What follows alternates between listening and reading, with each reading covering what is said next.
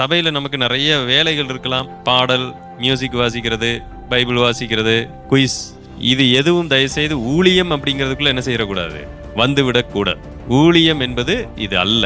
பாடல் வரங்களில் வராது. நம்ம பலமுறை அடிக்கடி சொல்லிட்டோம்.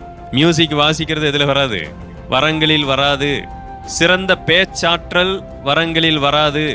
அப்படி தேவன் தான் அதை வரமாய் கொடுக்கிறாருன்னா ஏஆர் ரஹ்மான் உலகத்தில் இருக்க முடியாது, இளையராஜா இருக்க முடியாது, ஆர் ராசா இருக்க முடியாது. இன்னும் நல்ல நல்ல பேச்சாளர்கள், முன்னாள் முதலமைச்சர் கருணாநிதி, இவங்கெல்லாம் நல்ல பேச்சாளர்கள், அவர்கள் எல்லாம் பேச முடியாது. அப்ப வரங்கள் என்று வருவது என்பது வேறு. அது சபையை கட்டமைப்பதற்காக தேவன் தருவது. போதக வரம், மேய்ப்பனுடைய வரம், இது எல்லாம் சபையை கட்டமைக்க. அதனால நீங்க தாளந்தையும் டேலண்ட்டையும் கிஃப்டையும் போட்டு என்ன செய்து விடக்கூடாது.